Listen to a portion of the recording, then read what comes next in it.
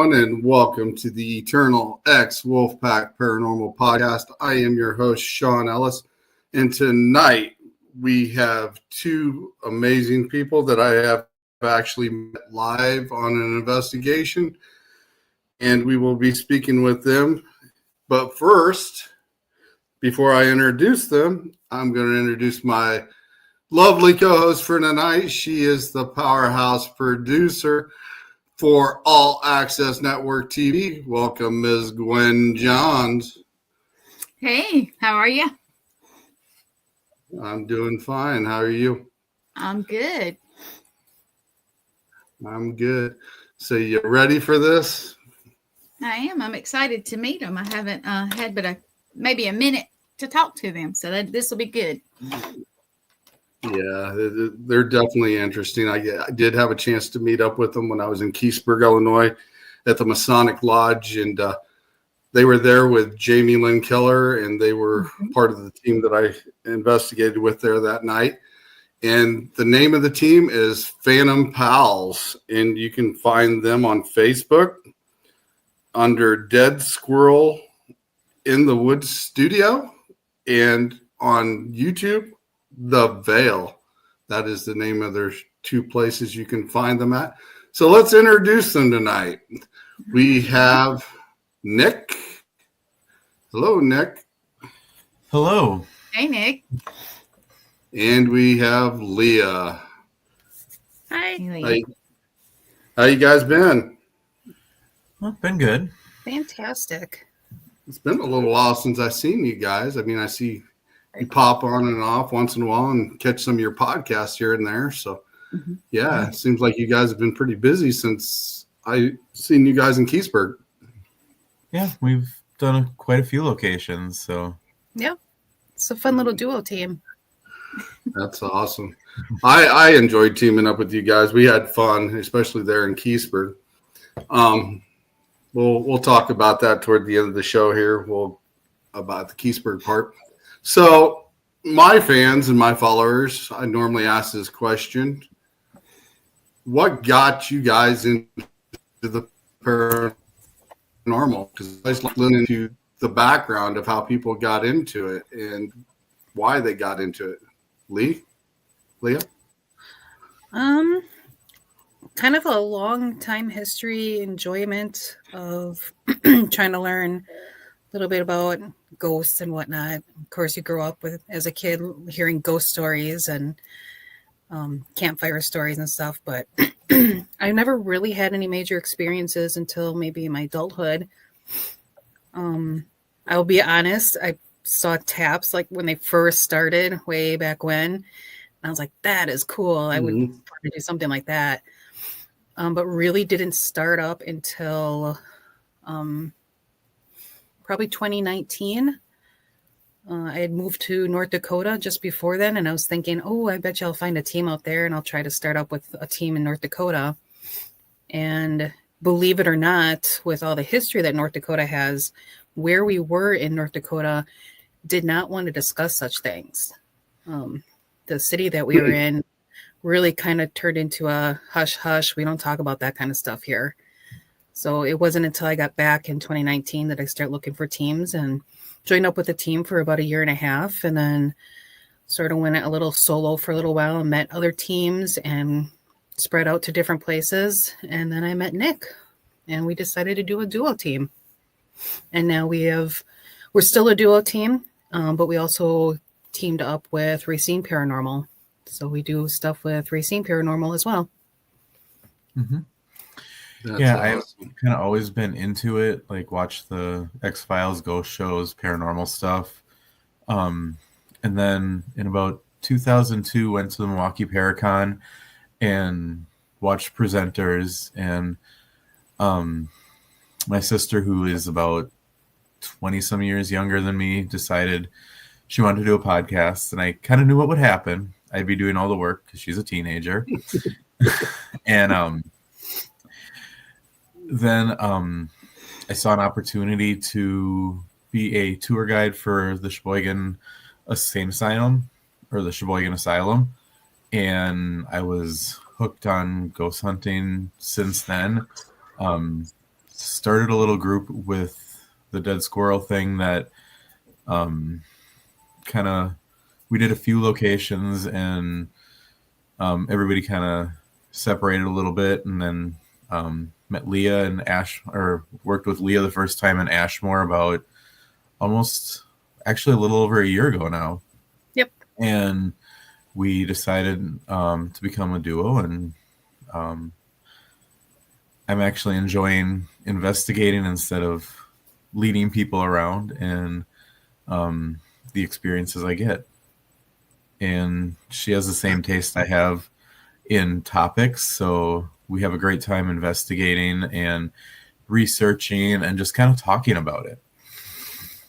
So that's awesome. So technically, I almost got to see you guys in your startup stage then, since it's been about a year ago when you guys started. That's yeah, pretty close. Because it's about a year ago since we were almost in Keysburg together. So, Actually, yeah, you met us April, May, June, July, August, about 4 months after we got started, because we did our investigation together in February of last year at Ashmore, but didn't really become a duo until the weekend of April 27th was our first duo investigation. And that was Ed Gein at Washura County Historical Society. We actually got the Plainfield tour. We got to go to his grave, where the farmhouse used to be, the hardware store, just all over town, and even the graves or the cemeteries where he dug up the bodies he got.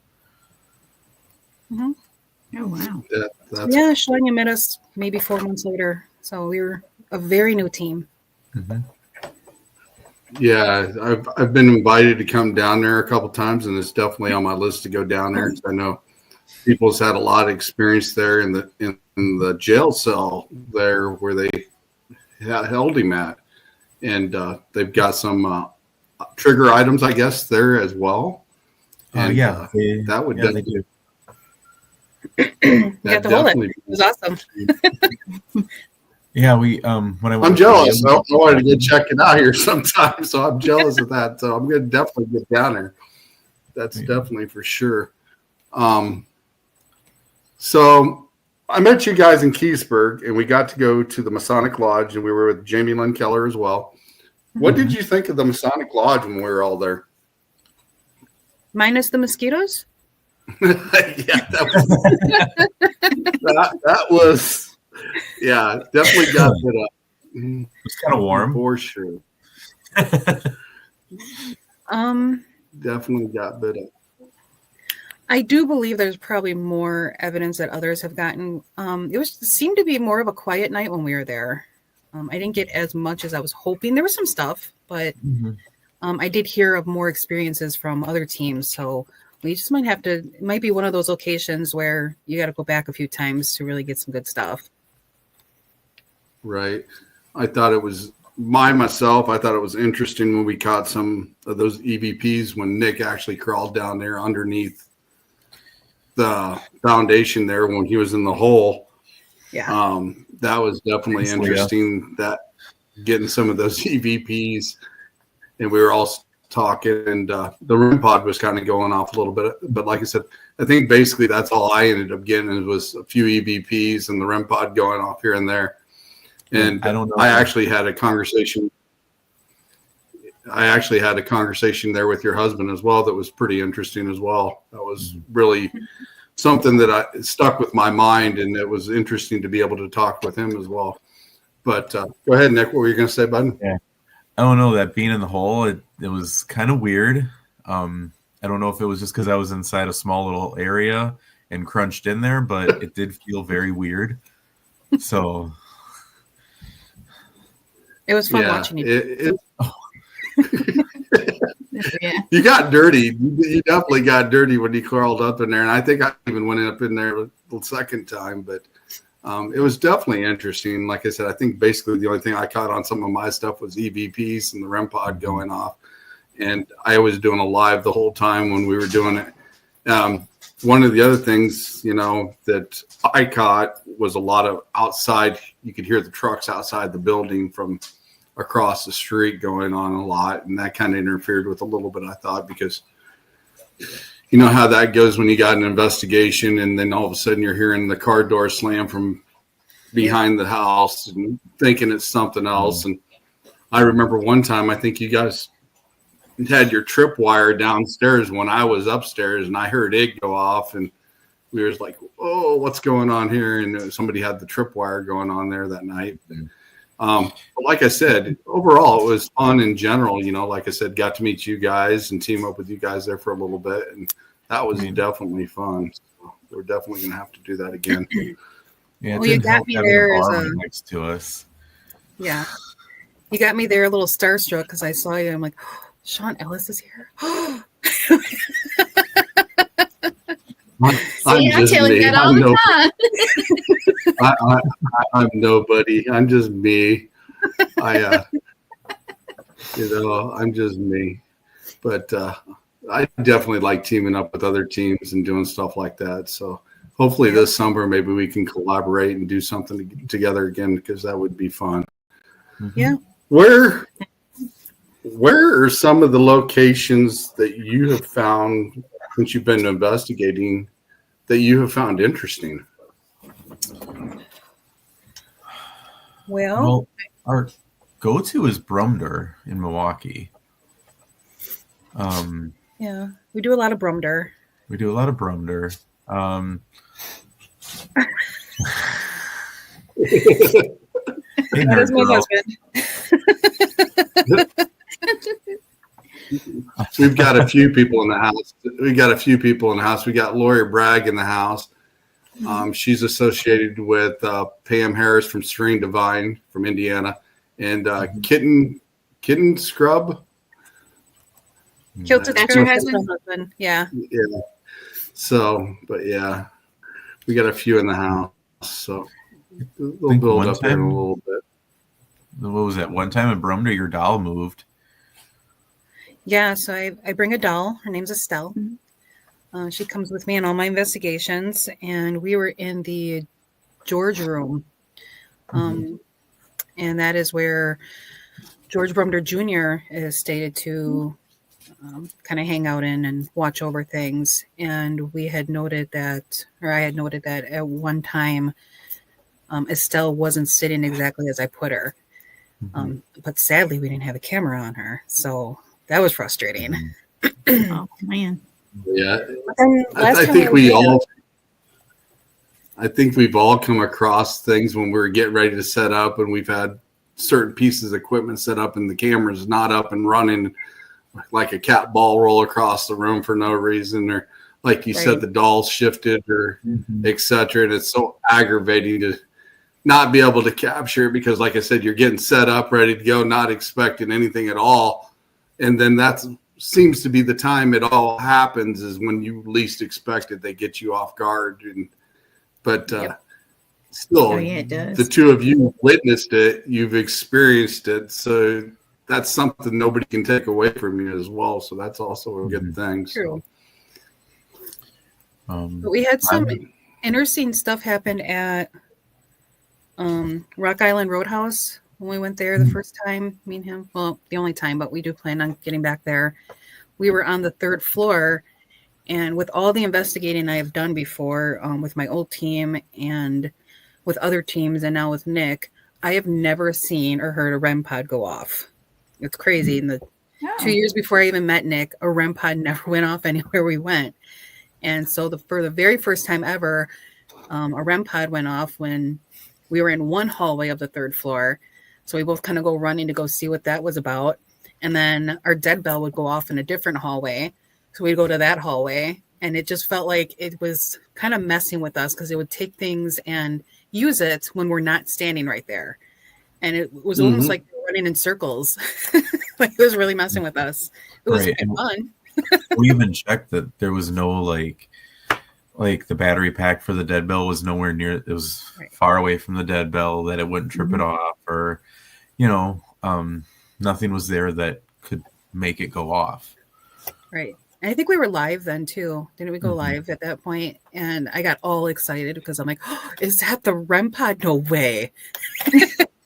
And we went running, and then the dead bell went off in a different hallway, and then the REM pod would go off again. And it was just like this back and forth where we can never catch it with our eye. And Right. like it was toying with us. It sounds like it. Is your doll haunted? The one you take? No. Okay. The one she takes isn't. He Oh, has you take one that is? I may have one. We haven't confirmed there's a spirit in there, but Mhm. 2 locations we've said her name and cat balls have gone off by her feet. Nah. So unless there's That's something interesting. in those locations messing with us, I don't know. Could be. But she Yeah. moves pretty You quick when guys, the cat ball goes off by its feet. Oh, yeah. you mentioned you the in the Rock phone? Island Road. We got a little delay here. What'd you say, Gwen? Oh, no. I was agreeing. Yeah, it might No. be. Oh, you mentioned the Rock Island Roadhouse. I actually had a chance to investigate there as well with Eternal Paranormal. And Derek and I was down in the Vortex room, and we were sitting there kind of like trying to figure out where we were going to start investigating and stuff. And I never been there, so Derek was showing me around as well. And we were sitting in that Vortex room, and we heard somebody walking up that hallway and mumbling. And I told Derek, I said, just sit there, because I thought maybe it was the girls, Alicia and them guys were messing with us for a little bit. And I was like, just let them go. So we sat there for a little bit, and then we kind of looked around, and then we went out and looked down the hall, because you know how long that hall is. And then you got to go down to the corner and take a left. So the time that we allowed, if they were sitting there close enough where we could hear them, they couldn't get away far enough, without us seeing them, you know what I'm saying? But we actually experienced somebody walking down that hall and voices in that little hallway down there as well. And it wasn't even the girls. And we thought that was interesting as hell for the fact of it being in that vortex area. We've got Susan Victoria in the house. Thank you. And thanks for sharing, Victoria. Yeah, when we were in the basement where the women were taken or whatever, down there by the doors where they do deliveries. Yeah. I swear we were hearing stuff, and I'd go out there and I didn't hear vehicles or anything, but I couldn't debunk it or verify it either. So Right. Yeah, I would there's say that would be definitely a lot of So it's definitely on our list to go back to prove it. There's definitely a lot of activity in that Rock Island Roadhouse as well. Like I said, we had quite a few experiences because we were there almost all night long for that, and we got quite a bit of stuff from that, and it was definitely interesting. So if you guys happen to go back there, hell, I'll team up with you guys when you go there, because I'd definitely like to go back there again. Yeah, let's do it.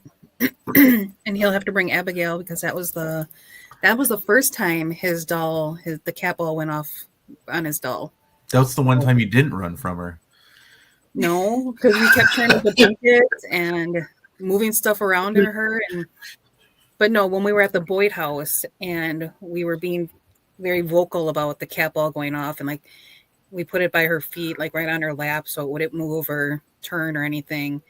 And I remember saying, if that cat ball goes off, because she was sitting behind me, so I can't see her.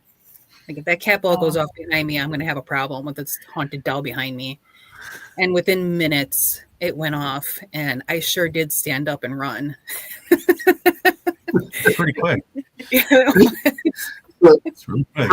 So is that the investigation that got you running the only time, or has there been another one? The only other time I ran was not paranormal. It was because it was a huge black spider, and I don't play that game. It came way too close to me, and it came out of the wall that I was sitting up against, and we're not doing that. I get it. That would be kind of creepy, looking up and around the corner, and all of a sudden there's a spider there. But yeah, that would definitely. What? something. White House. I mean, I'm not also scared. Yeah, that. Didn't we have the What, door Nick? open at the White House? Yes, at the Boyd House, we had the door open. So I don't know if you guys have been to the Boyd House yet. It's in Minnesota. No, I haven't been to the book. Yep.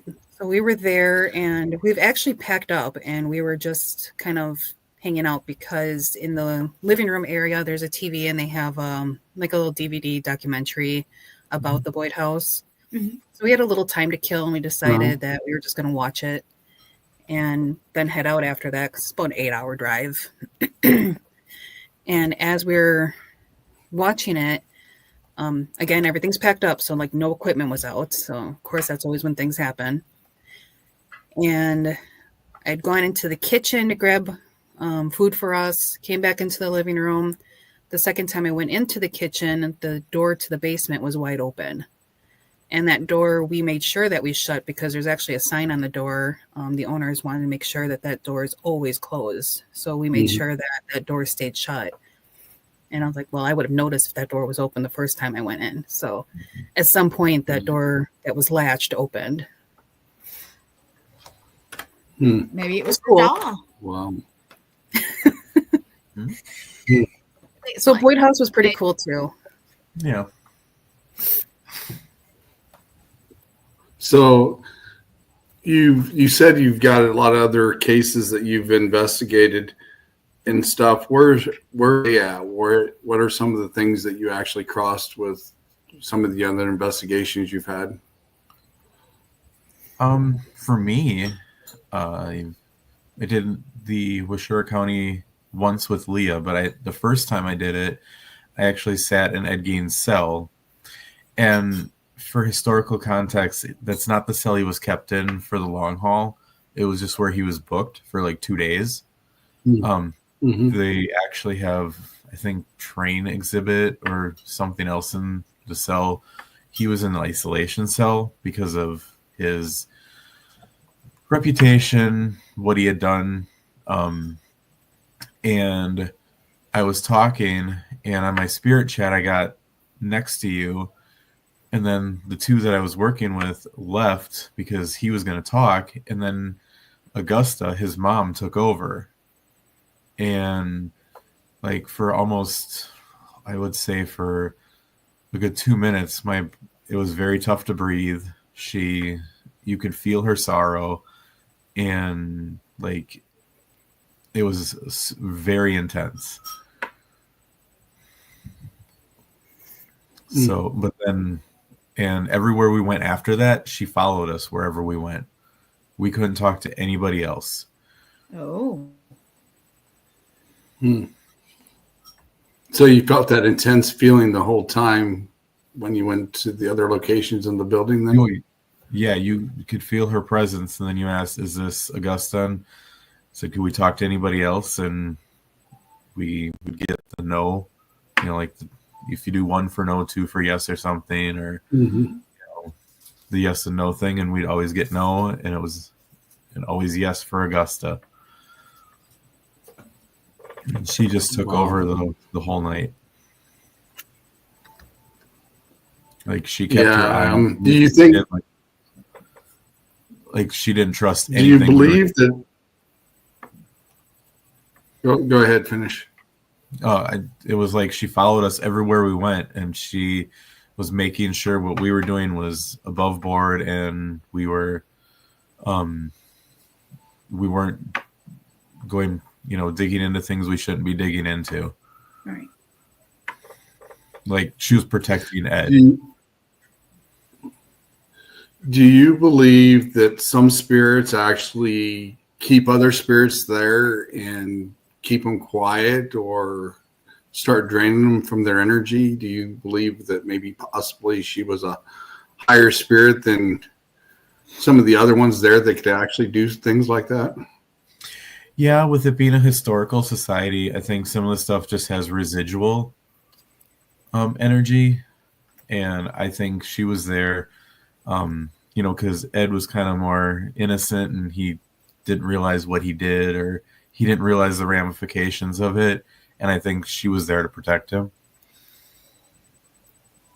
So she That's had a little more power than he did to stop him from talking. She just took over. Which yeah. seems very I've much like what he would have done in life, or she would have done in life.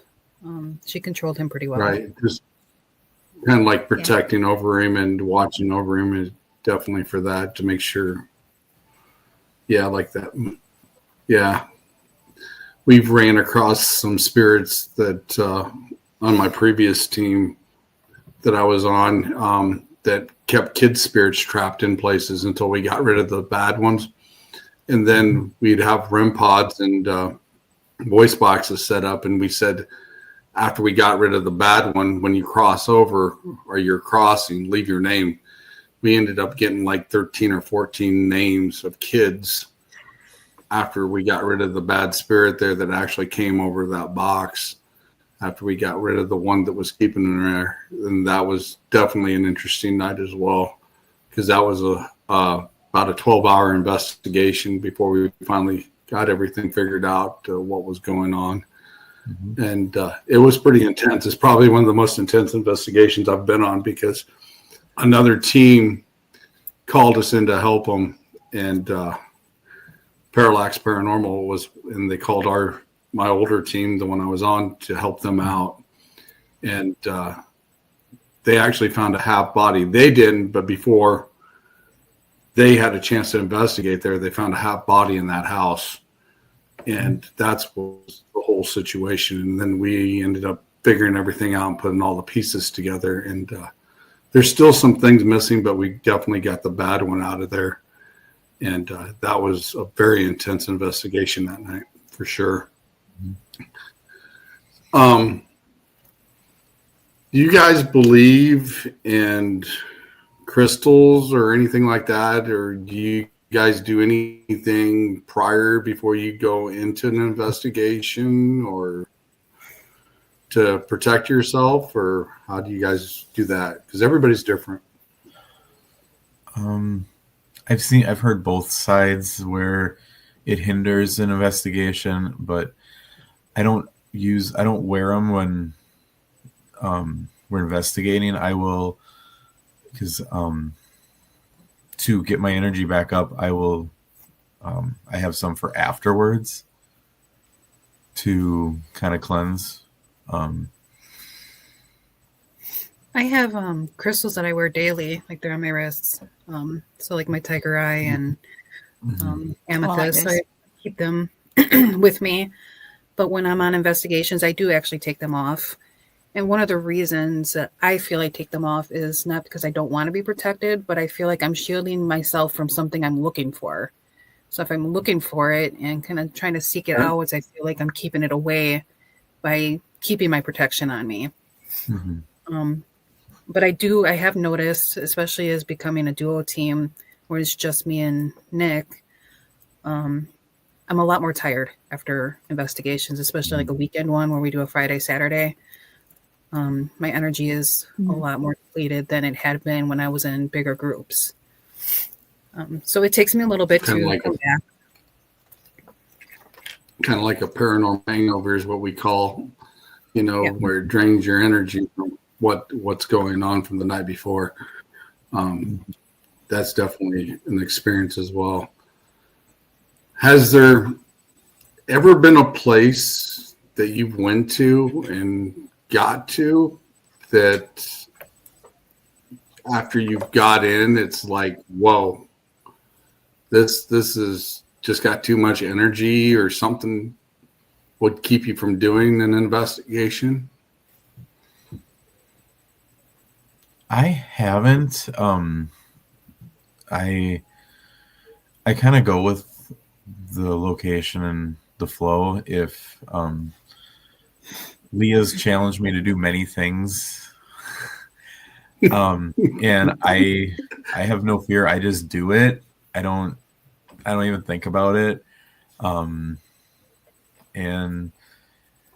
it might be why I'm kind of tired after each one, but because I think it's the thing she doesn't want to do. But I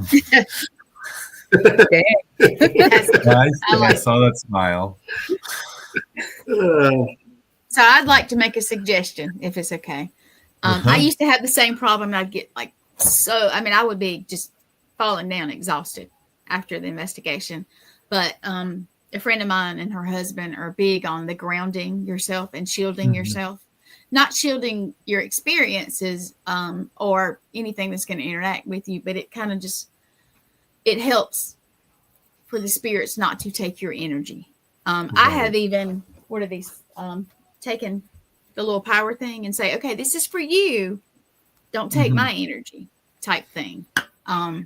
Because I would get so exhausted, and it actually worked for me. I would ground myself, shield myself. And if I don't know what you're familiar with, Sean can help you, or there are books, you can probably even look on YouTube or anything, but it's an idea. Or if we're in a house or something, we'll say, go to the refrigerator, get you some energy and come back.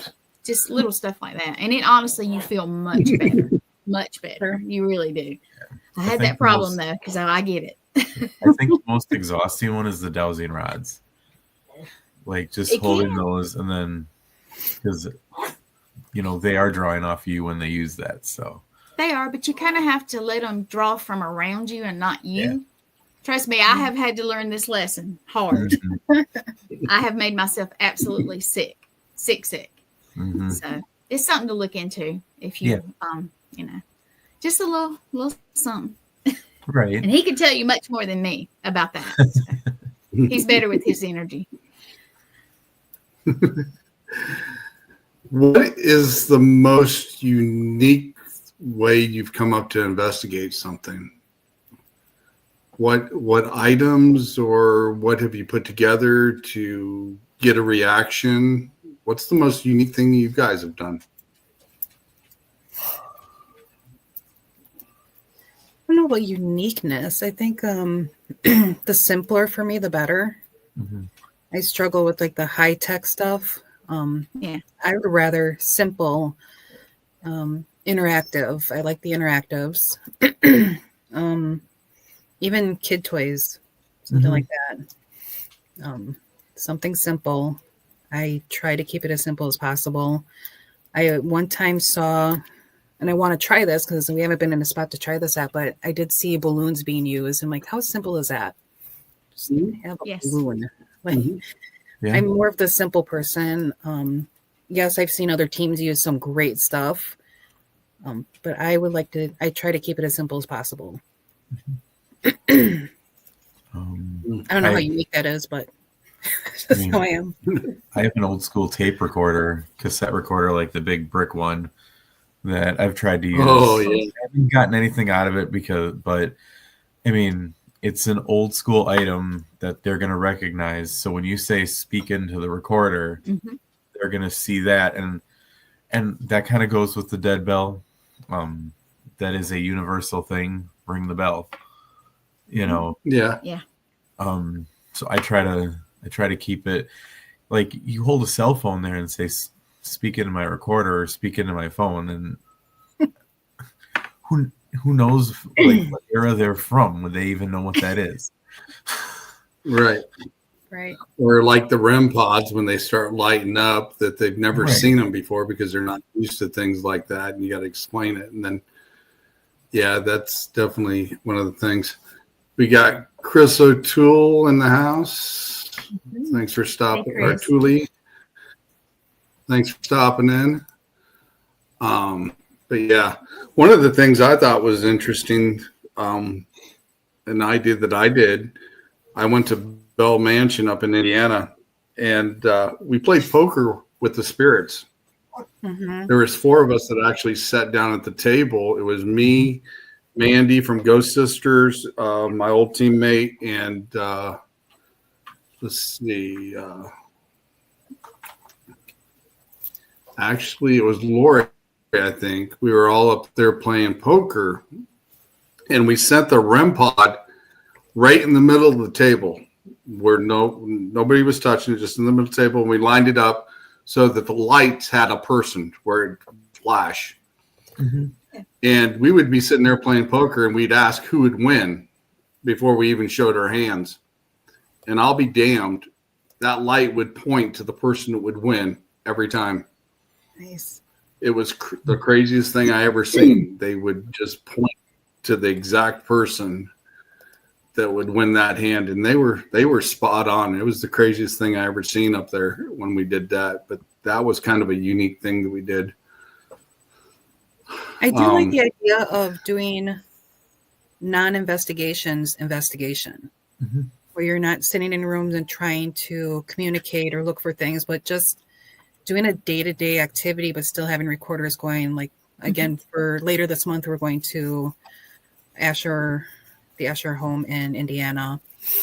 And one of my ideas is I'm going to be bringing like an Uno game and just sit there and play a game. Like, you're not looking for them. You're not asking for communication. Just a day-to-day, like, let's make some dinner. Let's hang out. Let's have conversations. Let's play a game. Because you'll get a lot of interaction even doing that. And that, to me, is more what I'm looking for.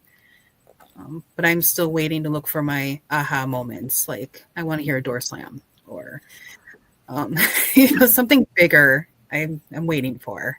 Haven't hit it to yet.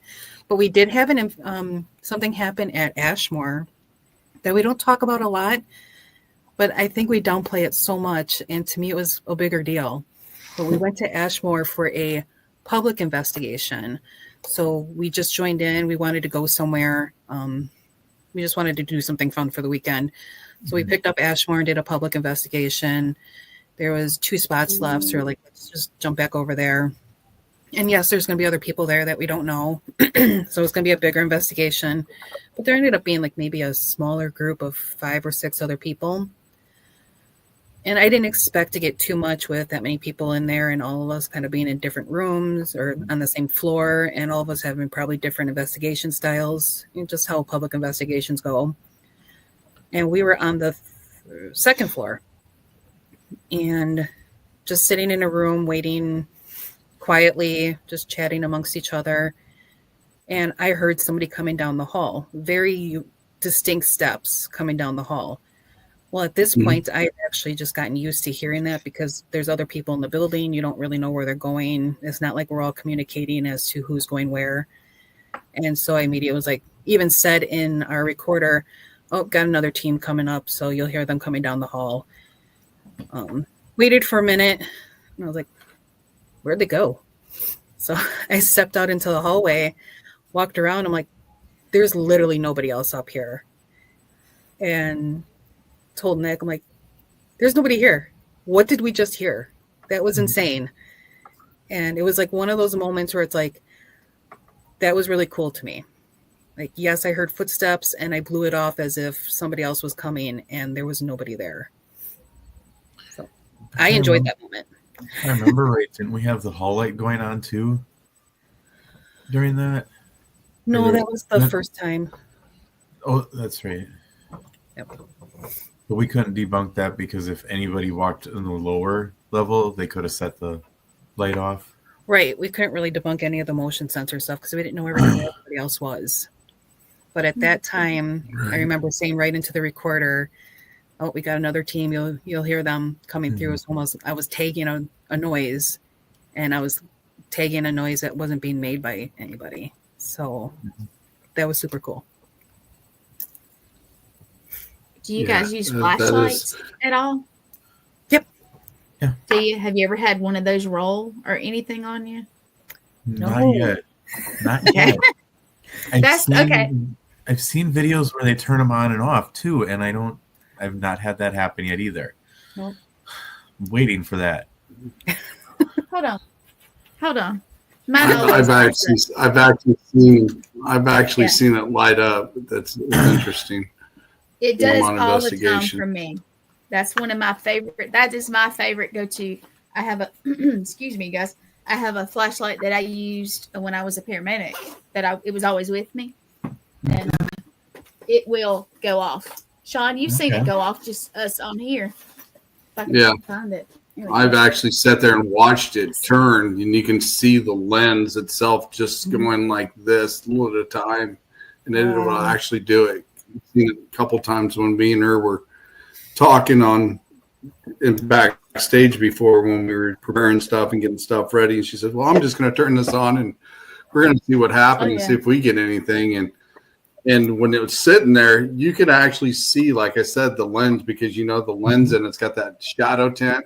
And if you watch It it, you does. can just gradually see it start to turn. And it's like, yeah, it's definitely interesting. I've also seen it happen in investigations I've been at before as well.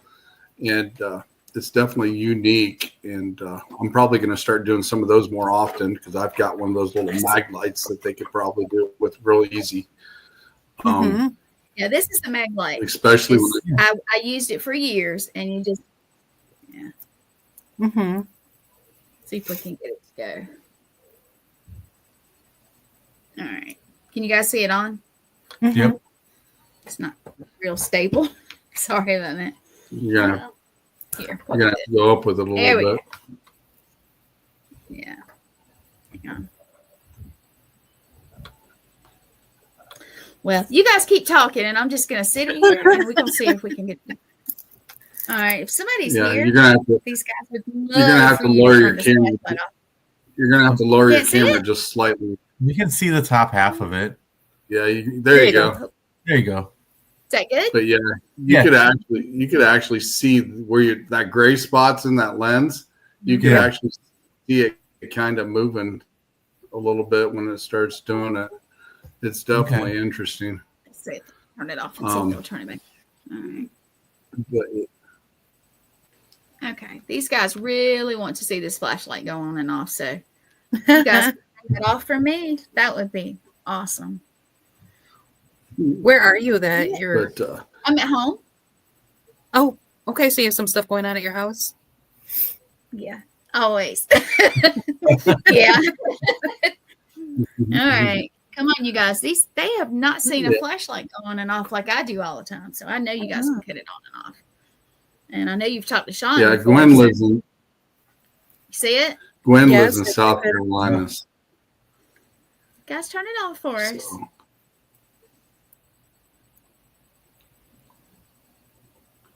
They usually turn it on and off. We'll see. Just go ahead and Okay. talk. Okay. Just watch it. I thought it would be cool if you guys could see it. So Yeah. That would be really awesome. yeah, it would. but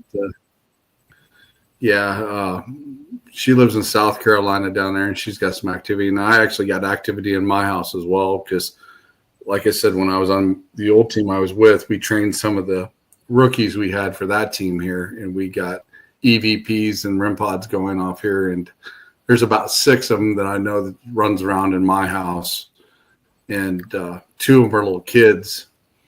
One time, my oldest daughter came over to watch a pay-per-view, and I got Matchbox cars, like Hot Wheel cars that I've got on the wall with hooks. She literally seen them come off the wall and fall on the floor off those hooks when we were sitting there watching a pay-per-view, and it freaked her out. And she kept saying, "Dad, in the closet, in the closet." And I said, "Yeah, it's in the closet." And because there's 2 little kids up there in that area, and they like playing with the toys, and they take Pacific ones off the wall and they drop them on the floor. So I haven't put them back up for a while, and I left them toys on the floor to play with, and so far they seem to be content. But yeah, she's literally seen them come off the wall when we were sitting there at the pay-per-view watching it one night, and she was freaking out. And it's like, you got to get used to stuff like that if you're going to come around here. So, Yeah, that's true. but yeah, it's definitely interesting. We do have Is there some stuff anything you'd like to? Oh, go ahead. Go ahead, Lee. Go ahead. I know there's a little bit of delay. Go ahead. There is some stuff that we're figuring out might be happening in my house recently. And I had the most awesome experience that I was so excited about that I immediately called Nick. I'm like, "Nick, oh my God, guess what's happening?" So sadly, it comes off a very sad incident. Unfortunately, my son had passed away last September, and he had passed in his bedroom from pancreatic failure.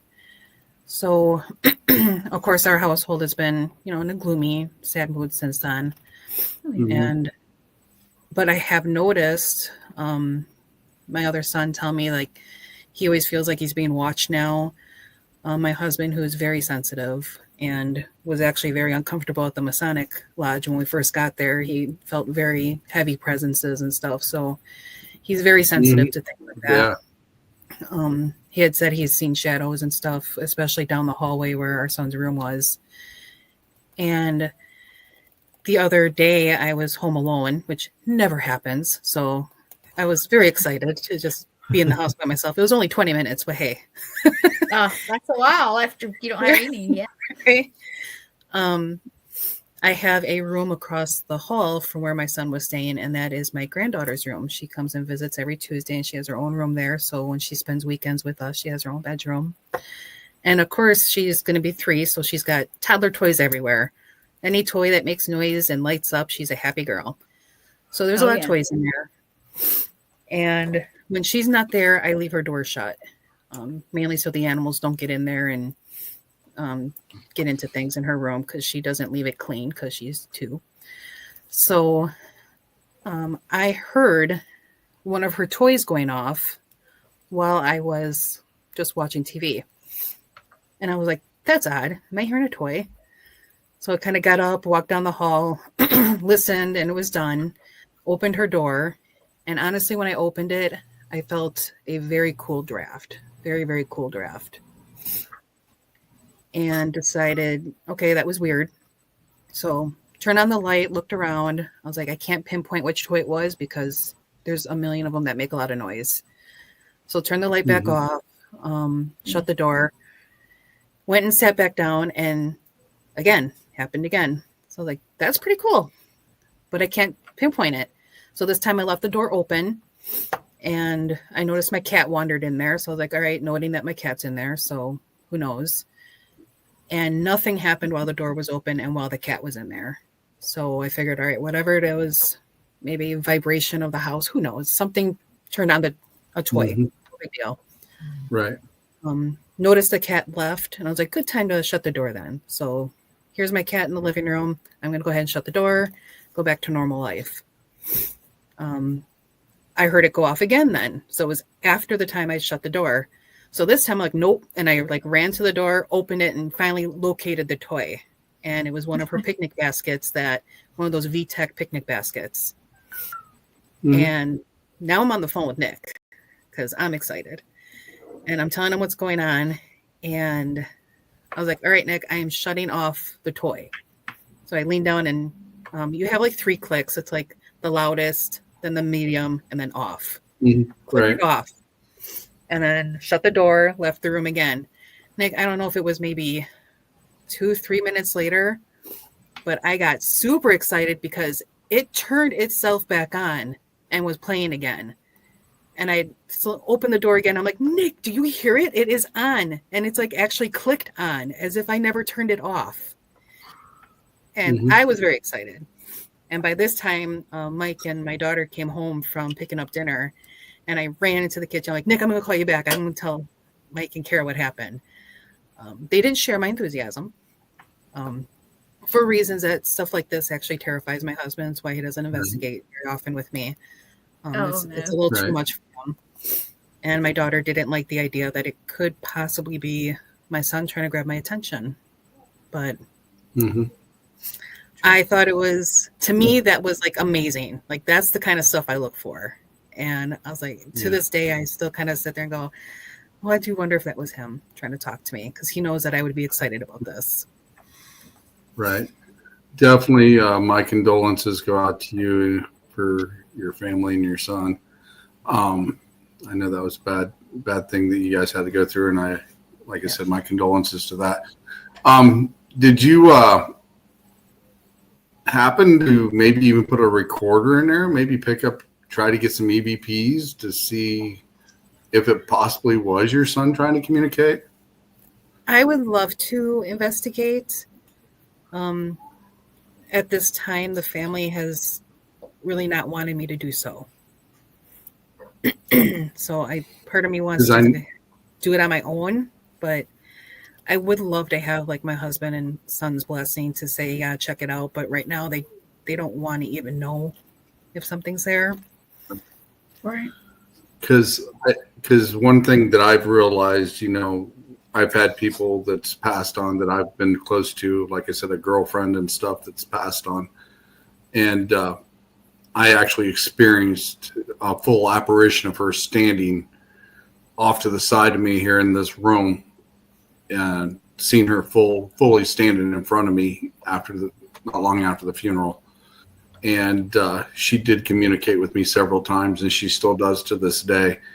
And I just thought it was interesting, as in the fact, like I said, if you're really close with somebody like that, and the way I was with her, and I know you were like that with your son, if you actually did get some type of contact to verify that it was him, because like I said, you got that link to him, and it would definitely be an interesting thing for sure. Yeah, well, it killed my battery, by the way. My husband says that sucked. It killed the battery, you guys. Oh, We got I won't put another battery in it. We got Victor Santiago in the house from the Don Hey, Vic Victor. Show. He's in here tonight. Thanks for stopping by, Vic. But yeah, it's definitely that. We got about 9 minutes left of the show. Is there anything you guys got coming up or would like to share before we end the show, or any pictures that you might want to share? Oh yeah, I got a couple pictures. I know Nick and I have a couple investigations coming. At the end of this month, we're going to be at the Asher House. In May, we are joining Darren and Small Town Paranormal at Edinburgh. Sorry, lost the name of it.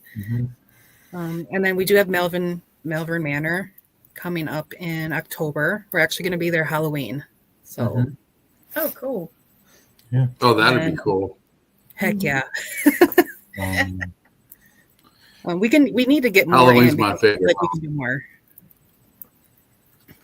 And then Nick, if you want to talk Halloween's about my the favorite podcast, holiday. because that's your baby. We're in the final month of the current season, and then we're going to do a special series on what serial killer were you doing the special series on for during our break? I will announce it since you brought it up. So yes, for the first time, we're announcing the Creeps and Cocktails series in April. I will be running. Cool. I have a 3-part series coming up, and we will be discussing Albert Fish. Oh, yeah. Yes. So That'd be once cool. a month, we do a Creeps and Cocktails where we pick a serial killer, and kind of whatever state it's from, we kind of pick a drink from that state, or that's a popular drink in that state, and we have a cocktail and we talk about serial killers. Yep. And then we talk about like fun facts about death sometimes, UFOs, other just out there topics. The last one we did was the exorcism of Anna Eklund. That's from what I read. That was the case that inspired The Exorcist. So, so we went into that, and we just pick fun paranormal topics and research it and just have fun with it. And I got to thank Nick, because he invited me to be a co-host on that podcast with him, and he lets me do the one topic a month on a serial killer, and I get very excited about it because then I can dive deep into it and talk about like psychological anomalies. We look into like what could have happened in childhood. My degrees are in forensic psychology, so those are things that I'm very passionate about. I've worked in mental health. That's awesome. And and to this day, I still work with it. So I have different certifications in criminal anomalies and minds, and so we get pretty deep into it. So thank you, Nick, for letting me have that Creeps and Cocktails session where I can talk about a topic every month. It's just as much yours as mine. So Yeah, that's what makes you the team, right? right. That definitely what makes you guys a team. And Mhm. you know, like I said, I enjoyed working with you guys. The chance I did get to work with you there in Keysburg, and looking for maybe this summer, like I said, teaming up, and maybe we could hit the Rock Island Roadhouse or something Yes. if our schedules get together right, and definitely team up and do that for sure, because that place yeah. is definitely interesting, for sure.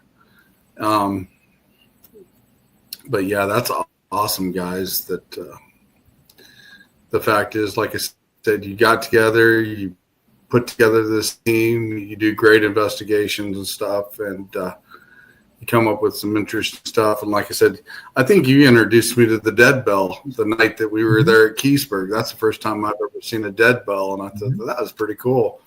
And I still like to have one of those. So it's definitely on my list.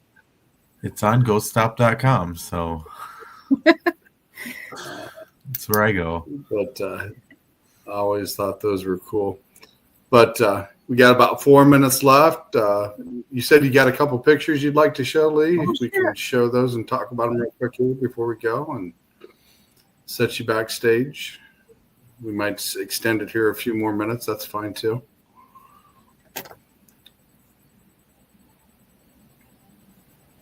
Can you pull them up? I'm looking at it. Okay. All right. Okay, here we go. You ready? All right. So that was the cemetery we went to at Winnebago, right by Winnebago Mental Health Facility. It's just a picture of your files. Is it really? Yeah. Yeah, that's what we're seeing. It's being sassy. Yeah, it's being sassy. Computer gremlins at their best. You always got to Okay. love it.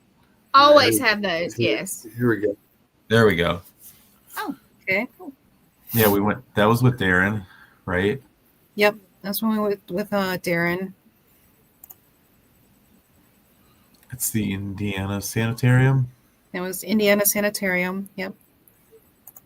That's cool. That was us. That'd be a good place. I figured we'd add us in there. That was Yeah. in front of just something I thought was really cool on the side of the Oh, road yeah. in Indiana. It was like an abandoned building of some sort. I'm like, that place is cool. We're going to take a picture. Yeah. So road tripping. You kind of want to go in and investigate. Yeah. That's the Boyd House. Mm-hmm. That's So that was interesting. in Minnesota. Had to add that was Really? Really? had to go add there? Rick playing at Ashmore. That's a good picture. That's cute. You gotta have fun. You gotta have fun. Okay. We were having fun at Yeah. Ashmore. Well, we had a lot of fun. And then that was a Horridge House. Yep. Oh. So that's where and then that's again the Boyd House, kind of where we had our grid set up. Mm-hmm.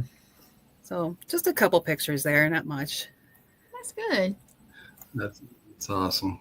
That's cool. At least, like you said, you got to have fun on your investigation and have some stuff. I mean, even that night we were investigation when we were all at Keysburg, we went down to Alito there and we all ate pizza that night and stuff. And Yeah. like I said, that conversation was really good. Like I said, I even talked to your husband there, which was a good conversation that night as well. And Yeah. you said he was watching. Hello. So You don't have a picture of didn't the wanna tower forget. I knocked down. What'd you say? You don't have a picture of the tower I knocked down that you built. I don't. So you were playing with the rocking horse. I was playing with some blocks, and I built the tower, and he knocked it down. And I just him. But yeah, like I said, it's always cool when you can have a little bit of fun and go out and talk with new teams and go out and investigate with new teams as well, because you learn stuff. I mean, different techniques, different ways. And that's one of the reasons why I like doing this show too, is being able to talk to teams from everywhere and get their perspective and some of the things that they've done and why they've got into the paranormal to begin with. And kind of keep that link, to everybody, So like I said, I get along with a lot of teams, and like I said, I actually got to meet you guys live, and I thought that was great, and team up with you. And like I said, hopefully we get to do it again here in the future. Maybe, like I said, maybe we can do it at the Rock Island Roadhouse, because like I said, that would be an intense one as well, because there is a lot of stuff going on there. So anyway, we are definitely at the top of the hour, guys, and I'd like to thank you guys for coming on tonight. Definitely check out their show. They're on Facebook. You can check them out on Facebook at the Dead Squirrel in the Woods Studio.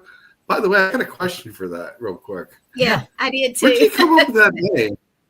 I just it was started with my sister, and I was Googling names, and Dead Squirrels in the Woods came up, and then I looked it up, and with Indian lore, there's different theories with when you've come across a dead squirrel in the woods, and some of it was paranormal. So I'm like, perfect, I'll use it, and I made it one instead of two.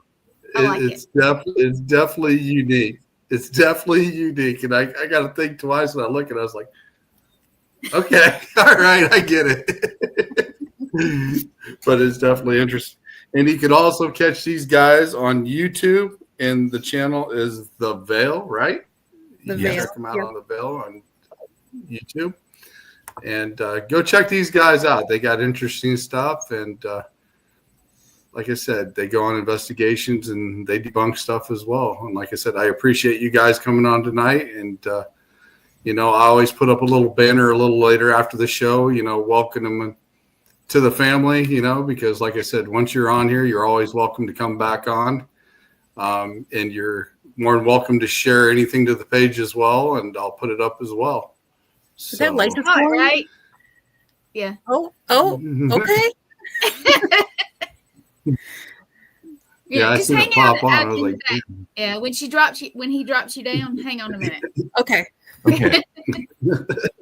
all right, I'm going to drop you guys backstage, but definitely check out these guys on Facebook, the Dead Squirrel in the Woods Studio on Facebook, and on YouTube, The Veil. And like I said, thank you guys for coming on tonight. And Yes, thank you. we'll talk with you backstage here in a little bit.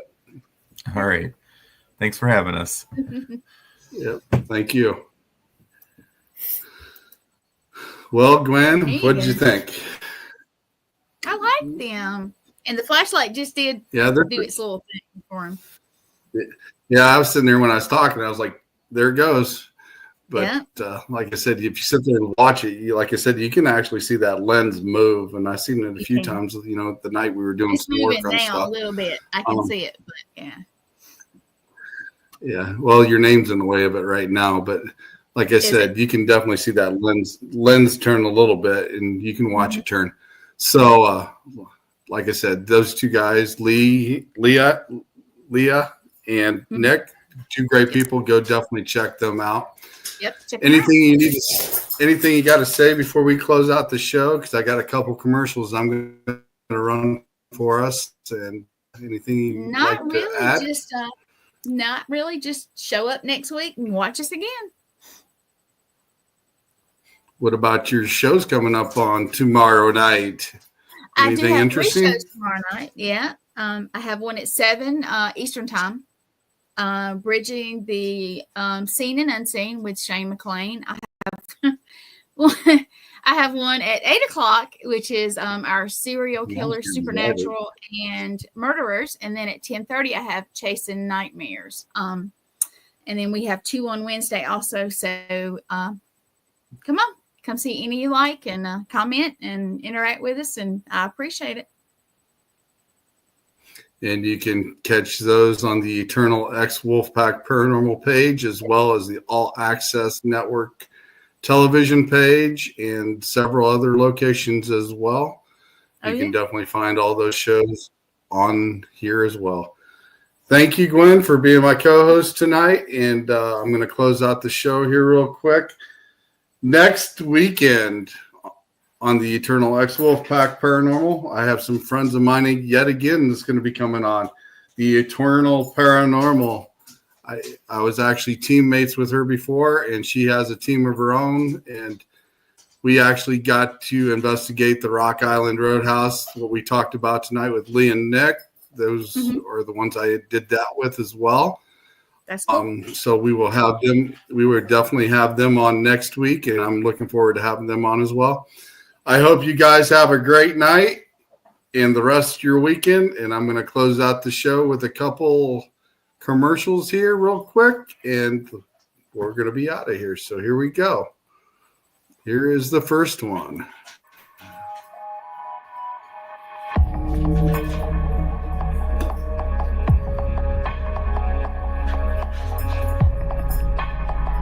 So slow tonight.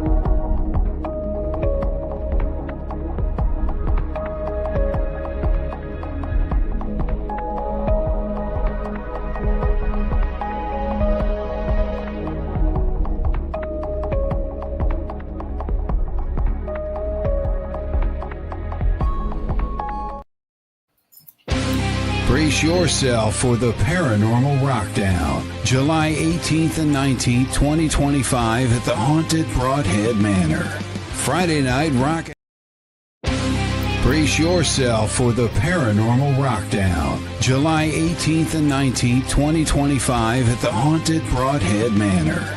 Friday night rock out with Dead Amsterdam, Left on Red, and headliner Green Jelly. The music may not be the only thing shaking these walls. Rumor has it the spirits love a good beat.